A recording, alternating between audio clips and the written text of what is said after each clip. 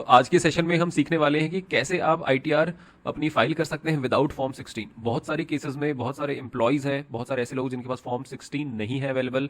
वो अपनी आईटीआर कैसे फाइल करें एक्यूरेटली, ताकि कोई भी इनकम टैक्स की तरफ से कोई भी दिक्कत ना आए, कोई भी डिफॉल्ट आपका ना हो। तो देखिए, सबसे पहले तो आपको इनकम टैक्स पोर्टल पर अगर रजिस्ट्रेशन नहीं किया तो रजिस्ट्रेशन कर लीजिए। इसके लिए अलग से वीडियो बनाई हुई है, आप चैनल पर चेकआउट कर सकते हैं।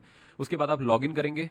इनकम टैक्स पोर्टल पर मैंने इस अकाउंट में लॉगिन किया है, और लॉगिन करने के बाद आपको सबसे पहले AIS चेक करना है, और उसके बाद आपको फॉर्म 26 AS भी चेक करना है। तो आप AIS पर क्लिक कर दीजिए। आपके पास नेक्स्ट विंडो में AIS ओपन हो जाता है। आप AIS इस सेक्शन पर क्लिक करेंगे। अभी आप देख पा रहे हैं कि यहाँ पर आपको दो इनकम दिखाई दे रही है। Dividend income 29 and then interest from saving bank 451। ठीक है, आप ये दो इन्फॉर्मेशन को नोट कर लीजिए। आईटीआर में ये दोनों चीज़ें होनी चाहिए। इसके अलावा यहाँ पे सैलरी की कोई इन्फॉर्मेशन नहीं है। हो सकता है कि सैलरी टैक्सेबल लिमिट से कम है, तो एम्प्लॉयर ने फॉर्म 16 इशू नहीं किया है, या फिर और भी कोई भी रीज़न हो सकता है, राइट। लेकिन आपको पता है कि आपकी कुछ सैलरी है, मान लीजिए 50,000 रुपये महीने की आपकी सैलरी है। मैं एक एग्जांपल लेके चल रहा हूँ, तो आप उसको कैसे अपने आईटीआर में दिखाएंगे वो मैं आपको अभी बताऊंगा, राइट। तो अभी हमने नोट कर लिया है कि डिविडेंड है 29 रुपीज़ का, and interest from saving bank account भी है 451 रुपीज़ का। चलिए वापस आ जाते हैं पोर्टल पर। इसके बाद आप e file income tax return and view form 26 AS पर आएंगे और देखेंगे कि यहाँ पर क्या इन्फॉर्मेशन रिफ्लेक्ट कर रही है। जैसे ही फॉर्म 26 AS ओपन होता है, आपको यहाँ पे असेसमेंट ईयर चूज कर लेना है 24 25, और यहाँ HTML सेलेक्ट करेंगे, व्यू या डाउनलोड पर क्लिक कर देंगे। इसके बाद हम देखते हैं क्या इन्फॉर्मेशन आती है। तो जैसा कि अब आप देख पा रहे हैं, यहाँ पर सेम इन्फॉर्मेशन है। 8 रुपीज़ का कुछ डिविडेंड यहाँ पे मिला है। देखिए TDS कुछ नहीं कटा हुआ है, कहाँ से डिविडेंड आया वो भी मेंशन्ड है। इसके अलावा इसमें और कोई इन्फॉर्मेशन नहीं है। एक बार से स्क्रॉल डाउन करके भी आप चेक कर लीजिए, कोई भी इन्फॉर्मेशन यहाँ पे नहीं है जो हमें अपनी आईटीआर में दिखानी है। अब हम श्योर हो गए हैं, एक हमें डिविडेंड इनकम दिखानी है और दूसरी हमें इंटरेस्ट इनकम दिखानी है। और तीसरा, अगर आपके पास आपको जो भी सैलरी का अमाउंट आता है, मैं मान के चल रहा हूँ 50,000 रुपये आपकी सैलरी है मंथली, तो वो भी आपको आ रहा है, तो वो आप कैसे दिखाएंगे। 3 चीज़ें हम अभी सीखेंगे कि कैसे आपको आईटीआर में दिखानी है। तो या तो आप यहीं से सिलेक्ट कर सकते हैं फाइल नाउ, और जस्ट इन केस यहाँ पे कोई ऑप्शन नहीं आ रहा है तो आप यहाँ पे e file income tax return, file income tax return पर क्लिक करके भी जा सकते हैं। चलिए मैं यहाँ पे क्लिक करता हूँ। असेसमेंट ईयर यहाँ पे चूज़ कर लीजिए, और online and then continue, start new filing, individual HUF others. अब इंडिविजुअल चूज करेंगे एंड कंटिन्यू। देखिए, आपके पास फॉर्म 16 नहीं है, ना 16A है ना फॉर्म 16 है आपके पास। 16 फॉर्म आपका एम्प्लॉयर देता है, फॉर्म 16A आपको अदर देन एम्प्लॉयर से मिलता है। तो अगर आप सैलरीड पर्सन है, अपने आपको सैलरीड पर्सन मानते हैं, आपको सैलरी मिलती है मंथ ऑन मंथ, तो आप यहाँ पर ITR 1 चूज कर लीजिए। ठीक है, अगर आपको लगता है कि आप बिजनेस वाले पर्सन है तो आप ITR 4 चूज करेंगे। आज के सेशन में मैं ITR 1 सैलरीड के केसेस में बता रहा हूँ। अगर आपके पास आपके एम्प्लॉयर से फॉर्म 16 नहीं मिला है तो कैसे रिटर्न फाइल करनी है, तो ITR 1 यहाँ पे चूज किया है, और उसके बाद आप यहाँ पे प्रोसीड विद ITR 1 पर क्लिक कर दीजिए। Now let's get started, others, continue. So आप देख सकते हैं अलग अलग सेक्शंस यहाँ पे आप देख पाएंगे। हर सेक्शन पे आपको क्लिक करना है, इन्फॉर्मेशन को कंफर्म करना है और आगे बढ़ते रहना है। मैं फर्स्ट सेक्शन पर क्लिक करता हूँ। जो भी इन्फॉर्मेशन, जो भी आप स्टेप्स देख रहे हैं, इसे समझ के कीजिए, क्योंकि अगर आप एक छोटी सी भी गलती यहाँ से वहाँ कर देते हैं तो आपको इनकम टैक्स की तरफ से कोई मैसेज आ सकता है, डिफॉल्ट का नोटिस आ सकता है, या फिर कोई ना कोई आपको टेक्निकल प्रॉब्लम फेस कर सकते हैं आप। तो बहुत समझ कर चीज़ों को, उसके बाद ही अपनी ITR को फाइल कीजिए। नेचर ऑफ एम्प्लॉयमेंट, अगर आप नौकरी करते हैं तो मैं मान के चल रहा हूँ अनऑर्गेनाइज सेक्टर में ही आप काम कर रहे हैं, तभी आपको फॉर्म 16 का इशू नहीं हुआ है, तो आप अदर्स यहाँ पे चूज कर सकते हैं, राइट। या फिर आप देख लीजिए किस कैटेगरी में आप आते हैं। अगर आप सेंट्रल गवर्नमेंट, स्टेट गवर्नमेंट है तो आपको डेफिनेटली फॉर्म 16 मिला होगा, राइट। और अगर जस्ट इन केस खो गया है, नहीं अवेलेबल है, तो आप अकॉर्डिंगली जो भी आपकी कैटेगरी है उसे आप चूज कर सकते हैं, सेंट्रल गवर्नमेंट, स्टेट गवर्नमेंट। अभी के केस में मैं यहाँ पे अदर्स चूज कर रहा हूँ। प्राइवेट कंपनीज है, कुछ फर्म्स में काम कर रहे हैं, तो अदर्स चूज कर सकते हैं। अदर्स मैंने चूज किया, यहाँ पर 139(1) ही आएगा। अगर आप 31 जुलाई के बाद रिटर्न फाइल कर रहे हैं जस्ट इन केस, तो आपको 139(4) सिलेक्ट करना है, राइट। रिवाइज कर रहे हैं तो 139(5) सिलेक्ट करना है। आगे बढ़ते हैं। ये ऑप्शन देखिए, do you wish to exercise the option under section 115 BAC, new tax regime में ही फाइल कर रहे हैं या फिर आपको ओल्ड टैक्स रिजीम में फाइल करना है। तो हम न्यू टैक्स रिजीम से ऑप्ट आउट नहीं कर रहे हैं, हमें न्यू टैक्स रिजीम पसंद है। नो हमने सिलेक्टेड था, यही रहने दीजिए। अगर ओल्ड टैक्स रिजीम में फाइल करना चाहते हैं तो येस पे क्लिक होगा, राइट।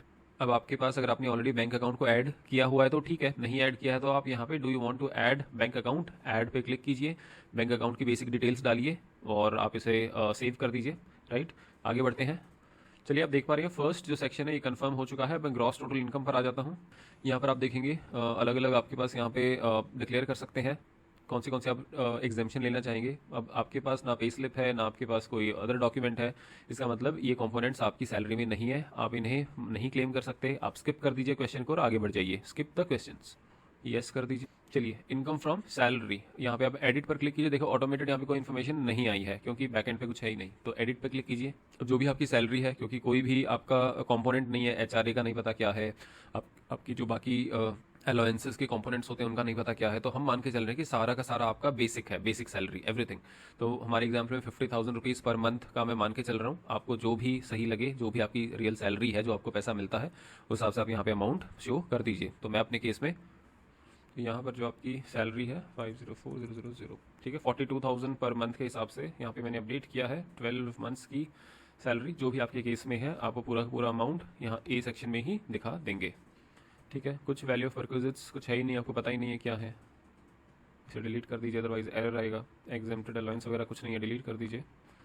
और अब देखेंगे नेट सैलरी आपकी 5,04,000 है, 50,000 की स्टैंडर्ड डिडक्शन मिली, और आपकी income chargeable under the head salaries 454,000 आ चुकी है। बेसिकली ये वो अमाउंट है जो आपको सैलरी मिलती है, लेकिन आपके पास इसका फॉर्म 16 नहीं है। तो इस तरह से आप अपनी आईटीआर फाइल करेंगे, क्योंकि आईटीआर एक ऐसा डॉक्यूमेंट है जो आपको लोन लेते वक्त, क्रेडिट कार्ड्स अगर आप अप्लाई करेंगे, वीज़ा के लिए, हर जगह आपको आईटीआर आपको ज़रूरी चाहिए रहती है। तो अकॉर्डिंगली आप अपनी नीड को ऐसे पूरा कर सकते हैं। सेव कर दीजिए।